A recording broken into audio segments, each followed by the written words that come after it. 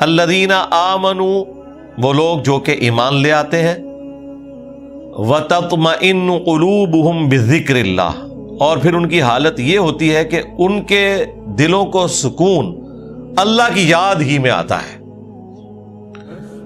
الا بذکر اللہ تطمئن القلوب، آگاہ ہو جاؤ، اللہ کے ذکر ہی میں دلوں کا سکون ہے۔ یہ سورۃ الرعد کی آیت نمبر 28 کا وہ پورشن ہے جو ہم نے اپنے دونوں اذکار کارڈ، صبح شام کے اذکار کارڈ اور فرض نماز کے بعد اذکار کارڈ کے اوپر یہ آیت ٹاپ کے اوپر لکھی ہوئی ہے۔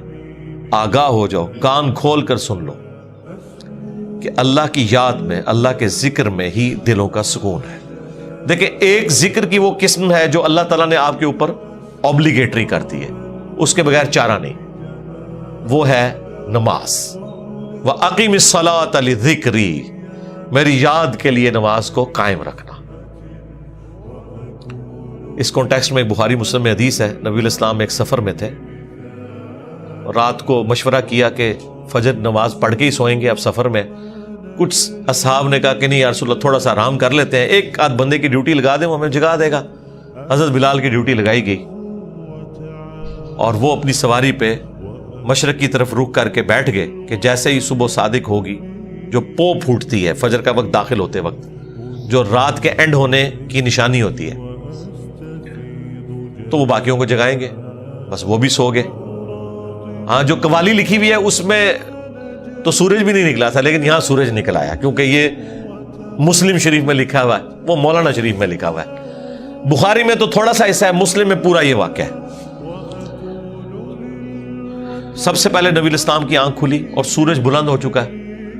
آپ علیہ السلام نے کہا سب سے پہلے تو یہاں سے اٹھو نا، اس علاقے میں شیطان کا غلبہ ہے جس کی وجہ سے یہ سب کچھ ہوا، آگے چل کے پڑاؤ کرتے ہیں۔ آگے جا کے پڑاؤ کیا، نبی علیہ السلام نے اپنے مؤذن کو بلا کے پوچھا کہ بھئی تیری ڈیوٹی لگائی تھی، آگے دیکھیں اس نے اسٹریٹ فارورڈ جواب دیا، کوئی گستاخی نہیں۔ اس نے کہا یا رسول اللہ، جس طرح آپ کو نیند آ گئی مجھے بھی آ گئی، ٹھیک ہے، ادھر تو بڑی گستاخی یہ شمار کیا جائے گا۔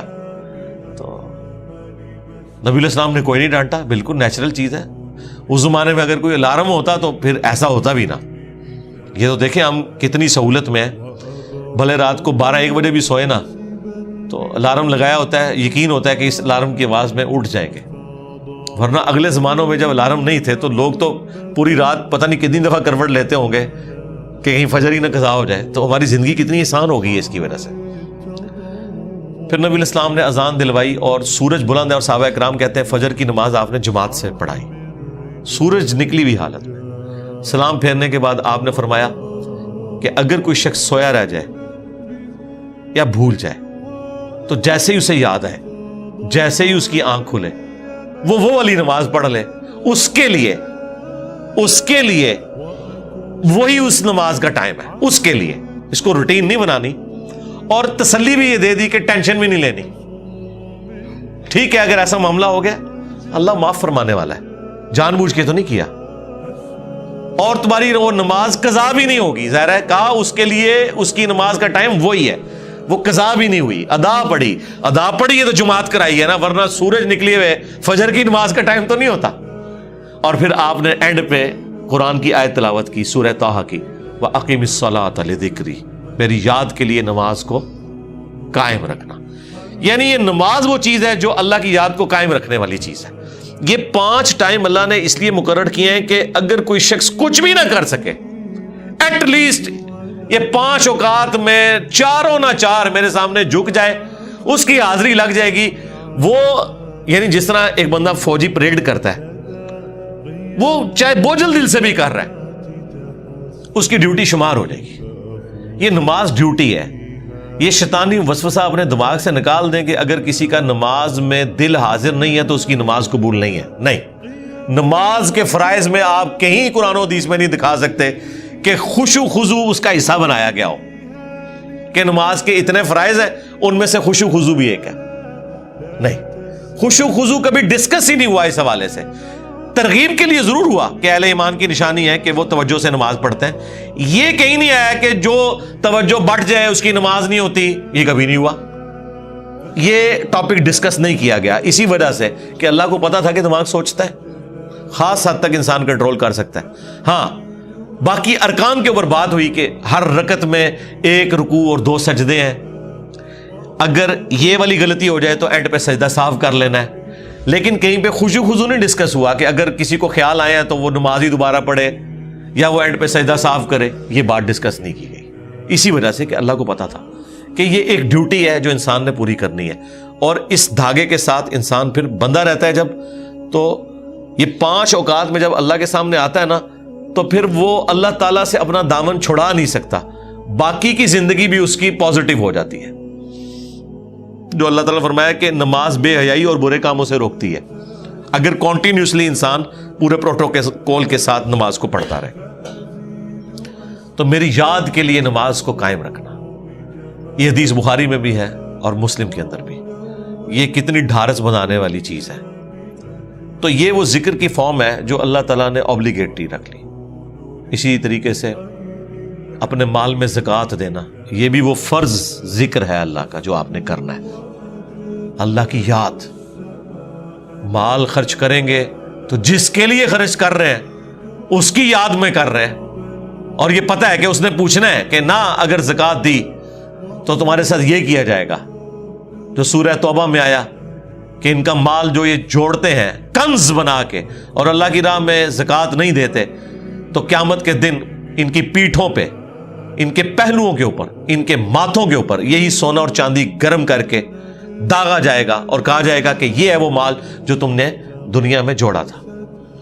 اور بخاری مسلم میں تو آیا کہ سانپ کی شکل میں مسلط کر دیا جائے گا, وَلِعَوْذُ بِاللَّهِ تَعَالَى. تو یہ ایک بڑا سینسٹیو ٹاپک ہے. اسی طریقے سے حج, وہ بھی فرض ذکر ہے.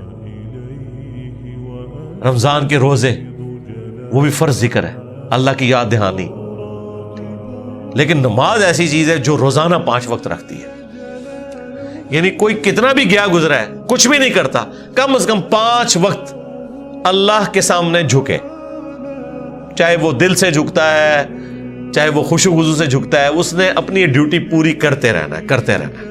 ایک وقت آئے گا اللہ تعالیٰ استقامت دے گا. ترجمہ یاد کریں, خشوع خضوع کا اہتمام کریں, تو انشاءاللہ اللہ تعالیٰ یہ آسانیاں پیدا کر دے گا آپ کے لیے. یہ وہ ذکر ہے جو فرض ذکر ہے. دوسرا ذکر وہ ہے جو اللہ تبارک و تعالیٰ نے قرآن کے لیے یوز کیا. اِنَّا نَحْنُ نَزَّلْنَا الذِّكْرَ وَإِنَّا لَهُ لَحَافِظُونَ. بے شک اس الذکر, یاد دہانی یعنی قرآن کو ہم نے نازل کیا اور ہم ہی اس کی حفاظت کرنے والے ہیں. تو قرآن بھی اللہ کا ذکر ہے, اللہ کو یاد دلانے والی چیز ہے, یعنی جو چیز آپ کو اللہ تعالیٰ کی یاد دلا دے, اسی لیے اسے کہا گیا الذکر. اب قرآن کی اہمیت پہ بولا جائے, وہ تو پچھلے دنوں جو سویڈن میں گستاخی ہوئی اس پہ میں نے تفصیل سے صرف قرآن کے اوپر ہی سارا کچھ ڈسکشن کی ہے. پھر ہماری یہ جو نئی والی قرآن کلاسز ہیں, اس کے پہلے 6 لیکچرز جو ہیں وہ قرآن سے ہی ریلیٹڈ ہے. 40 علمی پوائنٹ میں نے ڈسکس کیے تھے, جسے شوق ہے وہ دیکھ لیں. تیسرا جو ذکر ہے جی وہ ہے الذین یذکرون اللہ قیاما وقعودا وعلی جنوبہم. اہل ایمان کی نشانی ہے کہ وہ خواہ کھڑے ہوئے ہوں, خواہ بیٹھے ہوئے ہوں, خواہ وہ اپنی کروٹوں پر لیٹ رہے ہوں, ہر حال میں اللہ کو یاد رکھتے ہیں. حتیٰ کہ دیکھیں اما عائشہ سے پوچھا گیا جنابت کے کانٹیکسٹ میں, صحیح مسلم میں حدیث ہے کہ کیا اس حالت میں بھی نبی علیہ السلام اللہ کو یاد کرتے تھے؟ تو انہوں نے کہا کہ اللہ کے نبی ہر حال میں اللہ کو یاد کیا کرتے تھے, خواہ وہ جنبی بھی ہوں. جنبی بندہ صرف قرآن کی تلاوت نہیں کر سکتا, نماز نہیں پڑھ سکتا, باقی ہر ذکر کر سکتا ہے, صبح شام کے اذکار, باقی چیزیں. اس میں تو کوئی پروٹوکول بھی نہیں ہے. یہ غسل, وضو, کپڑے پاک ہونا, جگہ پاک ہونا, یہ صرف نماز کا پروٹوکول ہے. جو عام اذکار ہیں ان کا کوئی پروٹوکول نہیں ہے, وہ آپ جس مرضی حالت میں کریں. یہ لوگ کہتے ہیں جی آیت کریمہ بڑا گرم ہے جی, بغیر وضو کے نہیں کرنا چاہیے جی, خوشبو لگا لینی چاہیے. اور بھائی جس نے کیا تھا اس نے تو مچھلی کے پیٹ میں کیا تھا, سب سے زیادہ تعفن والی جگہ یونس علیہ السلام. کوئی گرم ذکر نہیں ہے بھائی. وہ پھر ایسا ذکر ثابت ہوا کہ اللہ تعالیٰ نے ان کی اس غلطی کو, اجتہادی غلطی کو معاف کیا, اور سورہ صافات میں فرمایا اگر یونس یاد نہ کرتا ان الفاظ کے ساتھ تو جتنا اللہ تعالیٰ کا عطاب تھا نا, پھر یہ اسی دن مچھلی کے پیٹ سے نکالا جاتا جس دن مردے اپنی قبروں سے نکلیں گے. ایک جملے نے اللہ تعالیٰ کا غصہ ٹھنڈا کر دیا, لا الہ الا انت سبحانک انی کنت من الظالمین. لیکن سرکار یہ 3 دن اور 3 رات انہوں نے پڑھا ہے یہ وظیفہ. ہاں آپ ذرا ایک لمحے کے لیے سوچیں, 3 دن اور 3 رات, یہ کتنے بنتے ہیں؟ 72 گھنٹے. 72 گھنٹوں اگر آپ کو ایک ایئر کنڈیشن کمرے میں بھی مسلسل ایک ذکر کرنا پڑ جائے تو لگ پتہ جائے گا. آپ ذرا اس شخص کے بارے میں امیجن کریں جو مچھلی کے پیٹ میں گپ اندھیرا ہے اور یہ بھی نہیں پتا کہ میں یہ کروں گا تو مجھے معافی بھی ملے گی کہ نہیں, اور وہ مسلسل ذکر کیے جا رہا ہے اور یہ بھی نہیں پتا کہ کتنا عرصہ میں نے یہ ذکر کرنا ہے, اور وہاں پہ بھی کسی کرسی میں نہیں بیٹھے ہوئے ہیں. مچھلی کے پیٹ کے اندر کیا حالت ہوگی, لیکن اللہ تعالیٰ نے ان کی دعا سن لی. اتنی جاندار دعا تھی. میں تو کہتا ہوں یہ سید الاستغفار ہے. لا الہ الا انت سبحانک, اے اللہ تیرے سوا کوئی معبود نہیں, تو تو غلطیوں سے پاک ہے. انی کنت من الظالمین, میں انسان ہوں تو میں تو غلطی کروں گا. اس سے بہتر کیا انداز ہو سکتا ہے عاجزی کا, اس سے بہتر کیا انداز ہو سکتا ہے اللہ تعالیٰ کی عظمت بیان کرنے کا کہ یا اللہ تو نے تو غلطی کرنی نہیں ہے, یہ تو طے ہے. تو اگر مجھ سے پرسش کر رہے ہیں نا غلطی کی, تو میں تو انسان ہوں, غلطی کروں گا, اور مجھے اعتراف بھی ہے, میں تیری طرف رجوع لاتا ہوں. اللہ تعالیٰ نے معاف کر دیا. جامعہ ترمذی میں یہاں تک حدیث ہے کہ جو بھی یونس کی دعا کے ذریعے اللہ کی طرف متوجہ ہو, اللہ تعالیٰ اسے کبھی محروم نہیں لوٹاتا. اور یہ حصہ قرآن میں بھی ہے, وَكَذَلِكَ نُنْجِي الْمُؤْمِنِينَ, ہم مومنین کو بھی اسی طریقے سے نجات دیں گے. جب یہ دعا آئی نا سورہ الانبیاء میں, تو ساتھ یہ بھی ذکر آیا کہ انبیاء کی جو یہ دعائیں ہیں, خصوصاً یہ والی دعا یونس علیہ السلام کی, کوئی مومن بھی مانگے گا ہم اسے بھی نجات دیں گے. تو یہ جو دعائیں ہیں صبح و شام کے اذکار ہیں, جس کے اوپر میں نے پورا بلیو کارڈ لکھ دیا, اور فرض نماز کے بعد اذکار ہیں, گرین کارڈ لکھ دیا. یہ فرض نماز کے بعد اذکار, یہ صبح و شام کے اذکار. تو ان اذکار میں وہ ساری دعائیں ہیں جو نبی علیہ السلام نے کی ہیں. یہ ہماری ویب سائٹ سے بھی ڈاؤن لوڈ کر سکتے ہیں آپ, اس کی ایپ بھی بنی ہوئی ہے, PDF فارم میں بھی ہے. تو یہ اذکار کریں, صبح و شام کی دعائیں, اذکار, مختلف اوقات کی دعائیں, ٹوائلٹ میں جاتے وقت کی دعا, باہر نکلنے کی دعا, صبح اٹھتے وقت کی دعا, اور رات کو سونے سے پہلے دعائیں. یہ مختلف اوقات کی جو دعائیں ہیں, یہ وہ ساری دعائیں ہیں جو آپ نے اٹھتے بیٹھتے چلتے پھرتے کرنی ہے.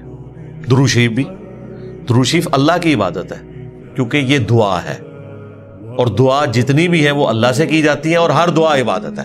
الدعاء هو العبادہ, یہ حدیث ہے سنن نسائی کے اندر, ترمذی کے اندر. اور نبی علیہ السلام نے حدیث کے اوپر اکتفا نہیں کیا, اس کے بعد آپ نے آیت پڑھی, ادعونی استجب لکم, اے میرے بندو مجھ سے مانگو میں تمہاری دعا کو قبول کروں گا. ان الذین یستکبرون عن عبادتی, بے شک جو لوگ میری عبادت سے تکبر کریں گے, یعنی مجھ سے دعا کرنے میں کنجوسی اختیار کریں گے, میں انہیں ذلیل و خوار کر کے جہنم میں داخل کروں گا, والعیاذ باللہ تعالی. حضور نے سورۃ المومن کی آیت نمبر 60 پڑھی, اسے سورہ غافر بھی کہتے ہیں, اس بات کے ثبوت میں کہ دعا کرنا عبادت ہے. تو جتنی دعائیں ہیں یہ عبادت ہے, اور یہ اللہ تعالیٰ کا وہ ذکر ہے, خواہ وہ درود شریف ہو, خواہ صبح و شام کے اذکار ہو, یا مختلف اوقات کی دعائیں ہوں, یہ اللہ تعالیٰ کے وہ ذکر کی شکلیں ہیں جس کا کوئی پروٹوکول نہیں. کوئی جنبی ہے, کوئی بے وضو ہے, کپڑے بھی ناپاک ہیں, جس جگہ پہ ہیں وہ جگہ بھی ناپاک ہے, کوئی فرق نہیں پڑتا اس سے. یہ ذکر آپ کر سکتے ہیں. مولا علی کا قول ہے جامعہ ترمذی میں, سنن ابی داؤد کے اندر, کہ نبی علیہ السلام کو حالت جنابت کے علاوہ کوئی اور حالت قرآن پڑھنے سے مانے نہیں ہوتی تھی. یعنی قرآن آپ نہیں پڑھ سکتے جنبی ہو, بغیر وضو کے قرآن بھی پڑھا جا سکتا ہے لیکن جنبی شخص نہیں پڑھ سکتا. لیکن جو اذکار ہے نا وہ اٹھتے بیٹھتے چلتے پھرتے، بھئی اما عائشہ سلام اللہ علیہا اس سے زیادہ کیا بات کرتی. جب جنابت کے کانٹیکسٹ میں ان سے پوچھا گیا تو انہوں نے کہا اللہ کے نبی تو ہر حال میں اللہ کو یاد کرتے تھے، خواہ وہ جنبی ہوں یا نہ ہو. اور غسل جنابت فوراً کرنا کوئی ضروری بھی نہیں ہوتا، اللہ تعالیٰ نے چھوٹ دی ہوئی ہے، بس نماز قضا نہ ہو. نبی الاسلام کبھی غسل جنابت رات کو کر لیتے تھے اور کبھی آخری پہر اٹھ کے کرتے تھے. تو غسل جنابت ڈیلے بھی کوئی شخص کر سکتا ہے. فجر پڑھ کے اگر کسی کے اوپر غسل فرض ہو گیا تو وہ زور سے پہلے کسی بھی وقت غسل کر کے زور کی نماز، بس وہ قضا نہیں ہونی چاہیے. تو اس دوران بھی اللہ کو تو آپ نے یاد کرنا ہے. ایون ٹوائلٹ میں غسل کرنے جب جانا ہے تو اللہ ہی کو یاد کر کے جانا ہے نا. اللہم انی اعوذ بک من الخبث والخبائث، جو بخاری میں دعا ہے، اے اللہ میں شریر جنوں اور جنیوں سے تیری پناہ میں آتا ہوں. یہ دعا جو آپ مانگ کے ٹوائلٹ میں جاتے ہیں تو جنبی شخص نے بھی یہی دعا مانگ کے جانی ہے نا. باقی بھی جو مختلف اذکار ہیں وہ آپ نے لازمی کرنے ہیں، اس میں کوئی سستی والا پہلو نہیں ہونا چاہیے.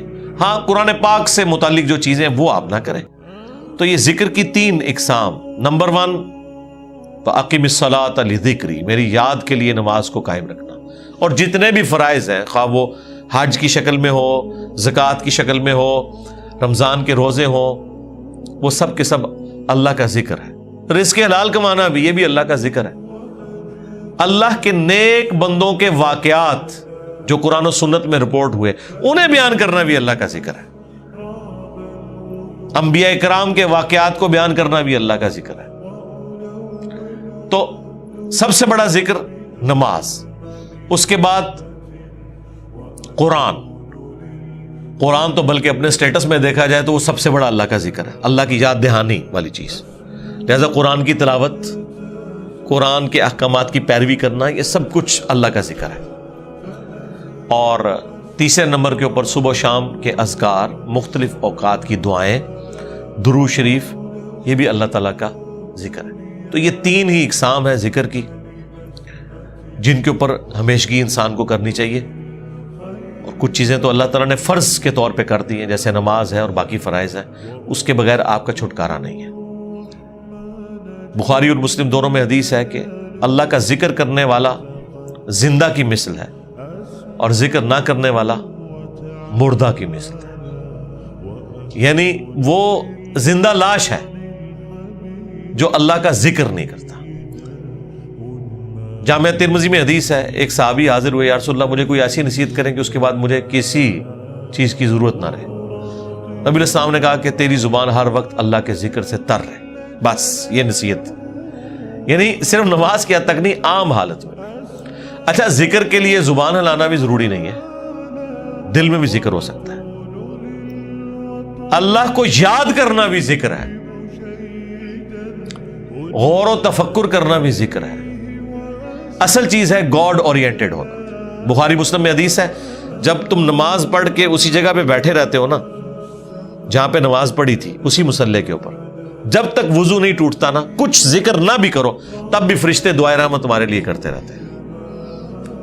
حتیٰ کہ بخاری مسلم میں آیا کہ جو شخص نماز کے انتظار میں ہے نا، اللہ تعالیٰ اسے بھی نماز کے اندر ہی شمار کر لیتا ہے.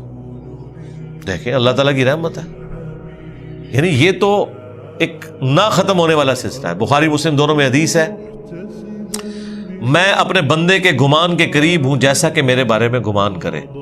جب وہ مجھے دل میں یاد کرتا ہے میں اسے دل میں یاد کرتا ہوں. جب وہ مجھے کسی مجلس میں یاد کرتا ہے نا تو میں اس سے بہتر مجلس میں اسے یاد کرتا ہوں. جب وہ میری طرف ایک بالش بڑھتا ہے میں اس کی طرف ایک ہاتھ بڑھتا ہوں.